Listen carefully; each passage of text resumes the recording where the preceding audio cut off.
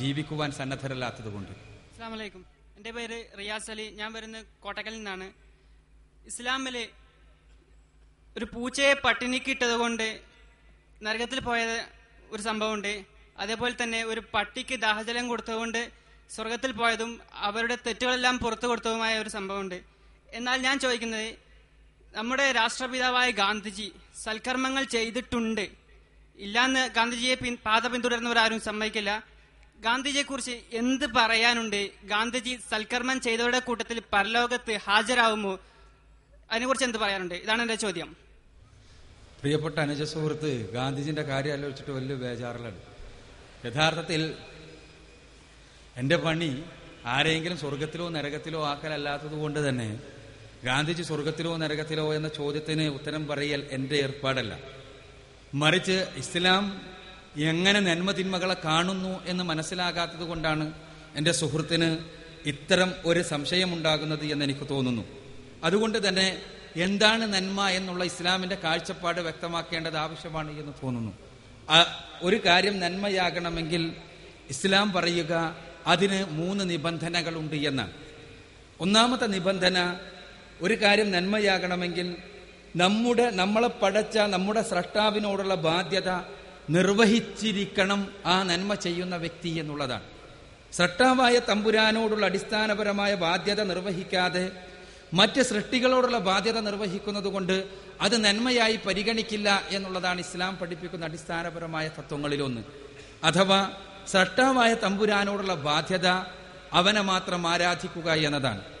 അവന് മാത്രം ആരാധനാ വഴിപാടുകൾ നടത്തുക, അവനെ മാത്രം പ്രാർത്ഥിക്കുക എന്നുള്ളതാണ്.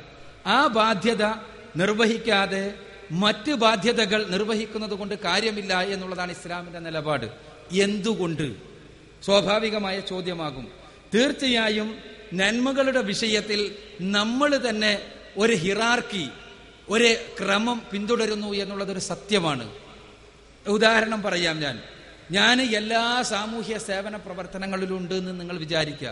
കുഷ്ഠരോഗികളെ പുനരധിവസിപ്പിക്കാൻ, രോഗികൾക്ക് സഹായമെത്തിക്കാൻ, സുനാമി വന്നപ്പോൾ സുനാമി ബാധിതരെ അവിടെ പ്രയാസങ്ങൾ നീക്കാൻ, അവിടെയെല്ലാം മുന്നിൽ തന്നെ ഞാനുണ്ടായിരുന്നു. അപ്പൊ നിങ്ങളെല്ലാം മനസ്സിന് എന്നെ കുറിച്ചുള്ള ചിത്രം എന്താ? സാമൂഹ്യ സേവകൻ എന്നുള്ള ചിത്രം. അങ്ങനെ ഒരു ദിവസം എൻ്റെ അനുജ സുഹൃത്ത് എൻ്റെ വീട്ടിലേക്ക് വരുത്തു. വീട്ടിൽ വരുമ്പോ ഞാൻ എൻ്റെ വീട്ടിലുണ്ട്. ഈ സമയത്ത് അദ്ദേഹം കാണുന്നു എൻ്റെ വീട്ടിലെ ഒരു ഇരുട്ട മുറിയിൽ എൻ്റെ പിതാവ് ശരീരത്തിലൂടെ വ്രണങ്ങൾ ഒലിച്ച് മലമൂത്ര വിസർജനം കട്ടിൽ തന്നെ നടത്തി, അത് വൃത്തിയാക്കാൻ ആളില്ലാതെ ഒരൽപ്പം കാരുണ്യത്തിന് വേണ്ടി കേണുകൊണ്ട് അവിടെ കിടക്കുന്നത്. ഞാൻ എൻ്റെ പിതാവിനെ തിരിഞ്ഞു നോക്കുന്നില്ല. അദ്ദേഹത്തിന്റെ പ്രയാസങ്ങളിൽ ഞാൻ സഹായം എത്തിക്കുന്നില്ല.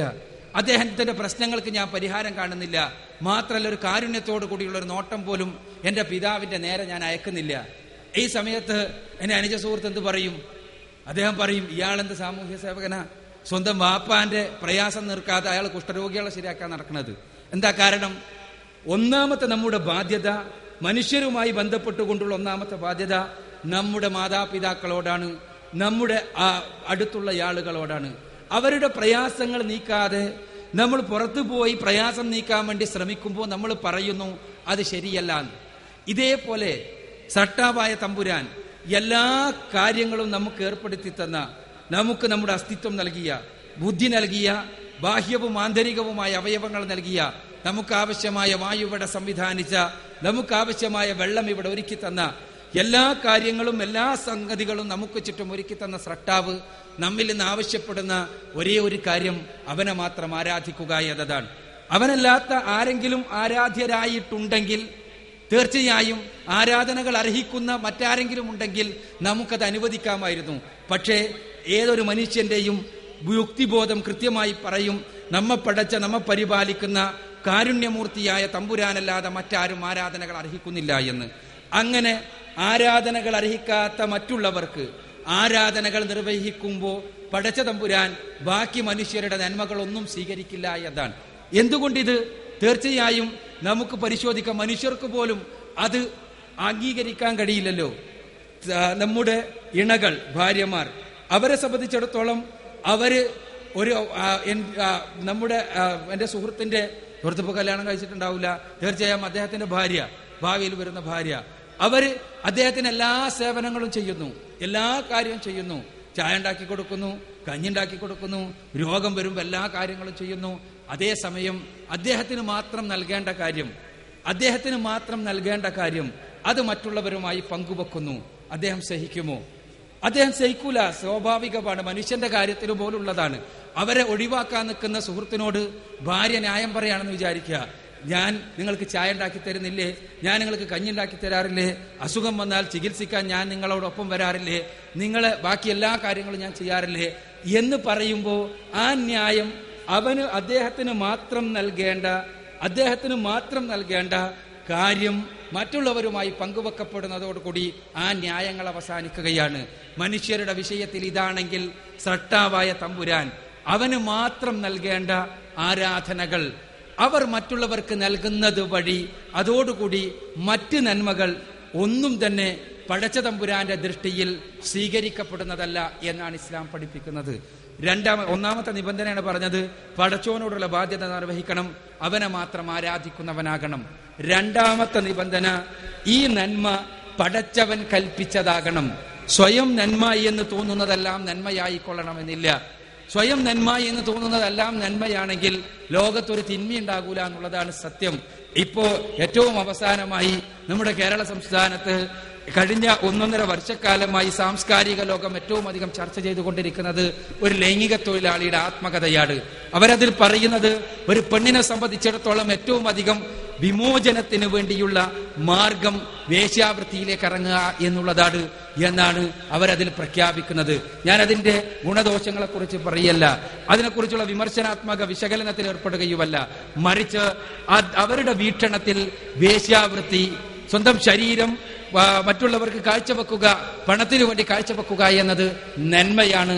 എന്നാൽ സമൂഹത്തിലെ മറ്റുള്ളവർക്ക് അത് തിന്മയാണ്. കള്ളന് കള്ളത്തരം നന്മയാണ്, എന്നാൽ മറ്റുള്ളവർക്ക് അത് തിന്മയാണ്.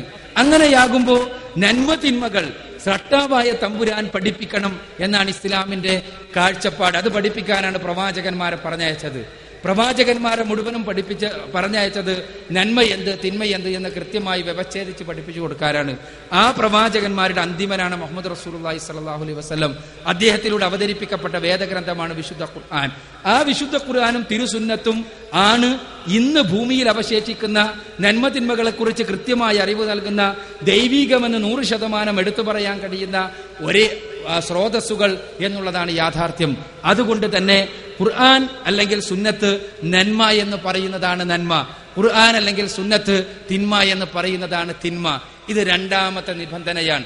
മൂന്നാമത്തെ നിബന്ധന, ഇങ്ങനെ ഒരാൾ ഏകദൈവ ആരാധകനാവുകയും സ്രഷ്ടാവായ തമ്പുരാനെ മാത്രം ആരാധിക്കുന്നവനായി തീരുകയും അതേപോലെ വിശുദ്ധ ഖുർആനും തിരുസുന്നത്തും പറഞ്ഞ നന്മകൾ പ്രകാരം ജീവിക്കുകയും തിന്മയൊഴിവാക്കുകയും ചെയ്യുമ്പോഴും മൂന്നാമത്തെ ഒരു നിബന്ധനയും കൂടിയുണ്ട്. ഇത് നന്മയാകണമെങ്കിൽ അത് ഈ ചെയ്യുന്ന കർമ്മം സ്രഷ്ടാവായ തമ്പുരാന്റെ പ്രീതി മാത്രം കാക്ഷിച്ചുകൊണ്ടാകണം, മറ്റ് ഭൗതികമായ ലക്ഷ്യമൊന്നും ഉണ്ടാകരുത്.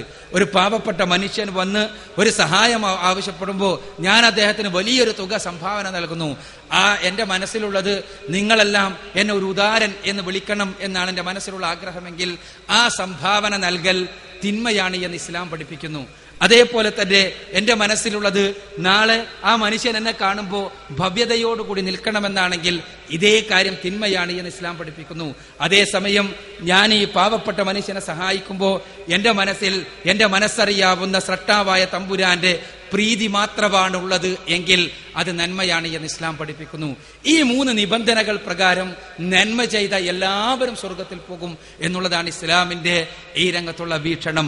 അഥവാ സ്രഷ്ടാവായ തമ്പുരാനെ മാത്രം ആരാധിക്കുകയും ആ സ്രഷ്ടാവിന്റെ വിധിവിലക്കുകൾ പ്രകാരം ജീവിക്കുകയും അത് സ്രഷ്ടാവായ തമ്പുരാന്റെ പ്രീതി മാത്രം കാക്ഷിക്കുകയും ചെയ്യുന്ന ആളുകൾ, ആ രൂപത്തിലുള്ള നന്മ ആര് ചെയ്താലും, അത് ഹിന്ദുവായി ജനിച്ചയാളാണെങ്കിലും ക്രിസ്ത്യനായി ജനിച്ചയാളാണെങ്കിലും മുസ്ലിമായി ജനിച്ചയാളാണെങ്കിലും അതല്ലെങ്കിൽ വേറെ ഏതെങ്കിലും വിഭാഗത്തിൽ ജനിച്ച ആളുകളാണെങ്കിലും ആർ നന്മ ചെയ്തുവോ അവർ സ്വർഗപ്രവേശത്തിന് അർഹരാകും. പക്ഷേ നന്മ എന്ന് നമുക്ക് തോന്നിയാൽ പോരാ, അത് പടച്ചവൻ നന്മ എന്ന് പരിഗണിക്കണം എന്ന്